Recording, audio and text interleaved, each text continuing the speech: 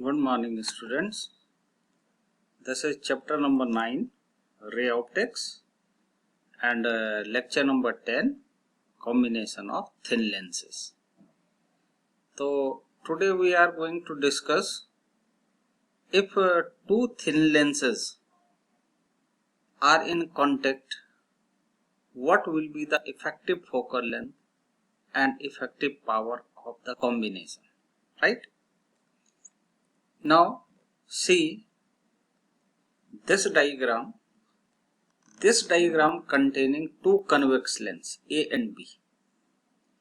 These lenses are in contact. लेकिन इसका यह मतलब नहीं है कि केवल हम कन्वेक्स लेंस की ही बात कर रहे हैं. कॉम्बिनेशन में भी the lenses one is convex or another is concave, or there may be number of lenses, right? If they are in contact, what will be the effective focal length and effective power? Now see, this is first lens A. An point object placed on principal axis. Ray travels in this path incident at this prism, at this lens A, and then focus at point I1, right?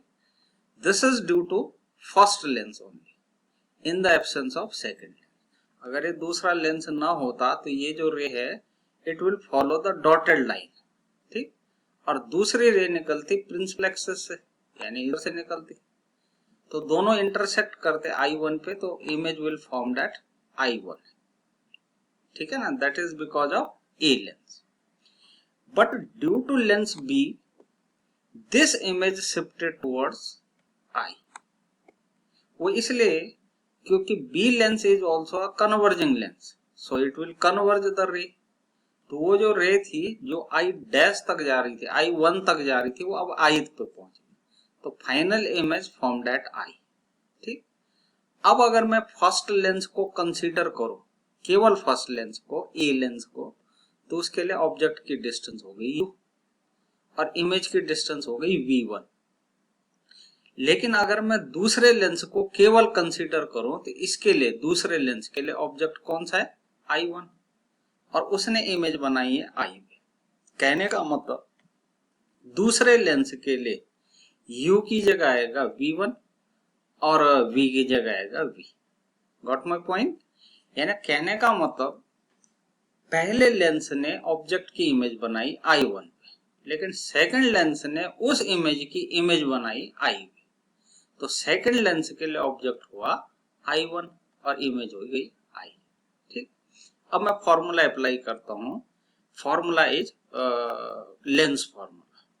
Now for the first lens 1 by V1 minus 1 by U is equal to 1 by F1. अगर first की मैं focal length को F1 assume करूं, तो क्या होगा बेटा, इसके लिए जो इमेज है वो V1 पे है, तो V की जगह आ गया V1 और U की जगह है U और F की जगह आ गया F1, ठीक. लेकिन अगर मैं सेकंड लेंस को कंसीडर करता हूं, तो सेकंड लेंस के लिए U है V1, क्योंकि सेकंड लेंस ने I डैश की इमेज I पे बनाई. इसका फॉर्मूला आएगा 1 by V minus 1 by V1, U की जगह क्या आ गया V1, is equal to 1 by F2, ठीक. अब मैं क्या करता हूं, इस इक्वेशन को, मान लिया ये इक्वेशन A1 है, ये इक्वेशन 2 है. अगर मैं दोनों इक्वेशन को ऐड कर देता हूं, तो ऐड करने के बाद 1 by V1 कैंसिल आउट हो जाएगा, ठीक है. एक पॉजिटिव है एक नेगेटिव है, तो लेफ्ट हैंड साइड बन जाएगी 1 by V minus 1 by U is equal to 1 by F1 plus 1 by F2, ठीक है ना. Let it is third equation, ठीक है.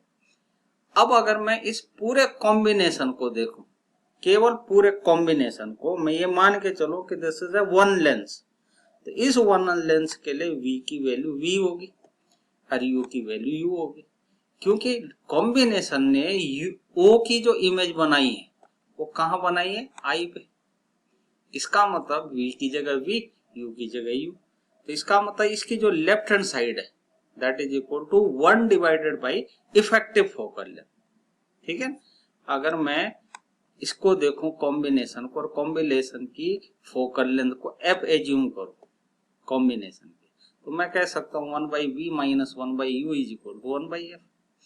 अब इस वैल्यू को मैं यहाँ सब्स्टिट्यूट कर रहा हूँ थर्ड इक्वेशन, तो मेरे पास इक्वेशन बन के आ जाएगी 1/f is equal to 1/f1 plus 1/f2।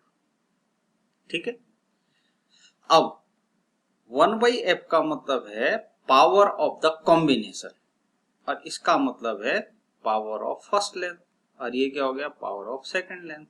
तो मैं इसे ऐसे भी लिख सकता हूं P is equal to P1 plus P2। लेकिन अगर यहाँ कई सारे लेंसेज हो तो आपके पास फॉर्मूला आ जाएगा 1/f is equal to 1/f1 plus 1/f2 plus 1/f3 plus 1/f4 up to n terms, जितने भी आपके लेंसेज। तो पावर का फॉर्मूला भी उसी तरीके से बन जाएगा, P is equal to P1 plus P2 plus P3 plus P4 up to Pn। Right, कुल मिला के हम यहाँ पे कंक्लूड करना चाहते हैं कि अगर थिन लेंसेज कांटेक्ट में होते हैं तो उनकी इंडिविजुअल की फोकल लेंथ का रेसिप्रोकल का सम कॉम्बिनेशन की फोकल लेंथ के रेसिप्रोकल के इक्वल हो जाता है, जबकि पावर ऑफ द कॉम्बिनेशन वो हो जाती है, ऐड हो जाती है, P1 plus P2 plus P3 plus P4। ठीक है, इस तरीके से हम इसे कंक्लूड कर सकते हैं। लेकिन अगर मान लिया दो लेंसेज हो और ये दोनों एक दूसरे के कांटेक्ट में ना हो, बल्कि इनके बीच कोई डिस्टेंस हो x, for example these lenses at x distance, जैसे ये था, इनके बीच में कोई सेपरेशन नहीं था, लेकिन यहाँ सेपरेशन है, तो फॉर्मूला बन जाता है 1/f is equal to 1/f1 plus 1/f2 minus x divided by f1 f2।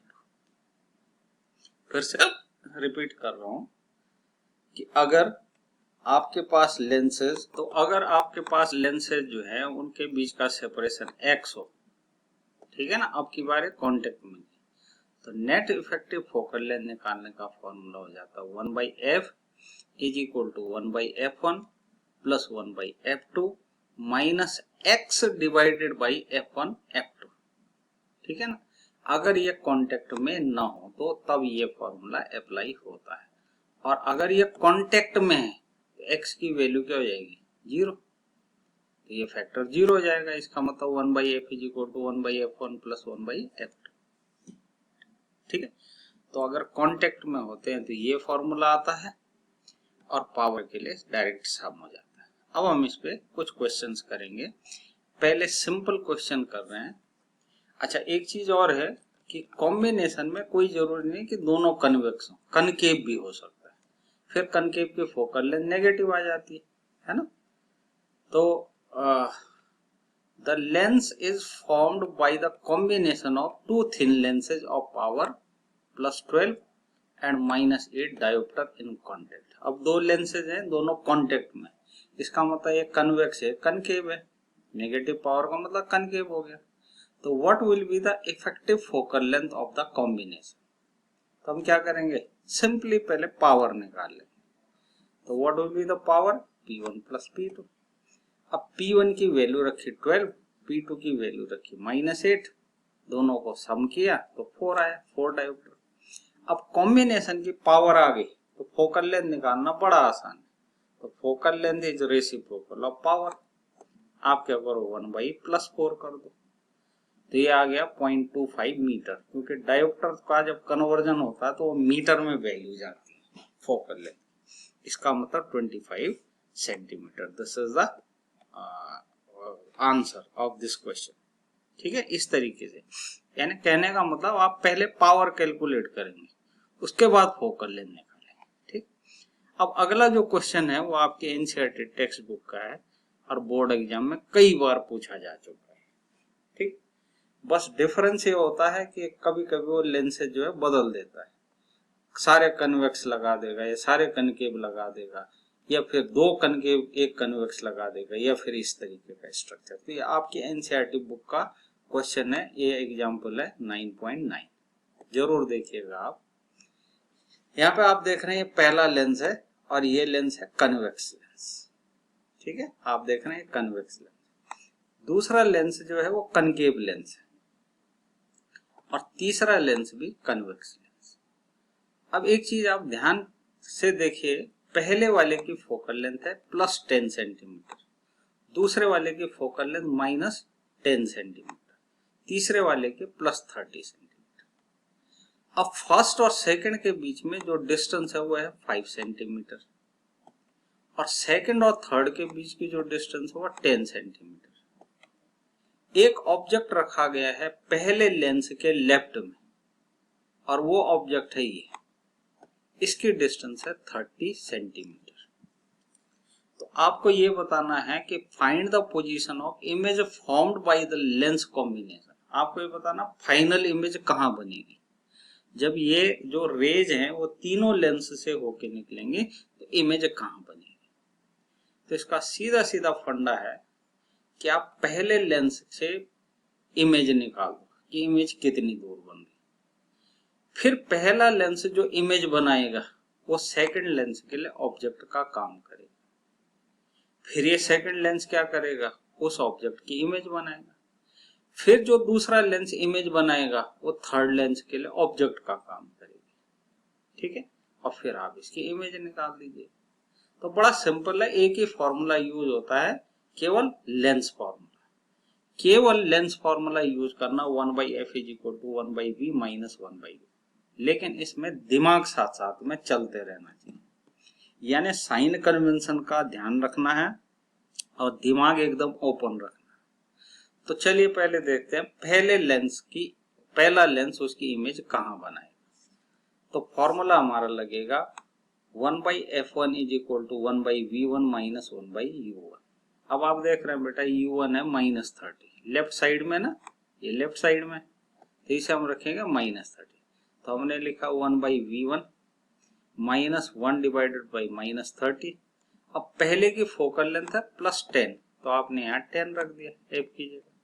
तो कैलकुलेट करने के बाद v1 की वैल्यू आ गई 15 सेंटीमीटर।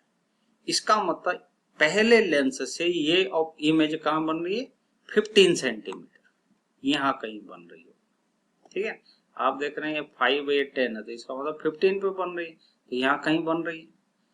अब सेकंड लेंस से उसकी डिस्टेंस कितनी होगी, भाई पहले से 15 है तो सेकंड वाले से 10 होगी, क्योंकि इन दोनों लेंसेज के बीच की डिस्टेंस कितनी है, 5 सेंटीमीटर। तो सेकंड लेंस से उस इमेज की डिस्टेंस हो गई 10 सेंटीमीटर और किधर है, राइट साइड में। इसका मतलब सेकंड लेंस के लिए u +10 हो, सेकंड लेंस के राइट में बन रही है और 10 सेंटीमीटर पे बन रही है, क्योंकि 15 तो बन रही है फर्स्ट से, तो सेकंड से 10 सेंटीमीटर पे बनी। इसका मतलब सेकंड लेंस के लिए u की वैल्यू +10 होगी और फोकल लेंथ क्या होगी, -10। तो अब इसका v निकाल लो।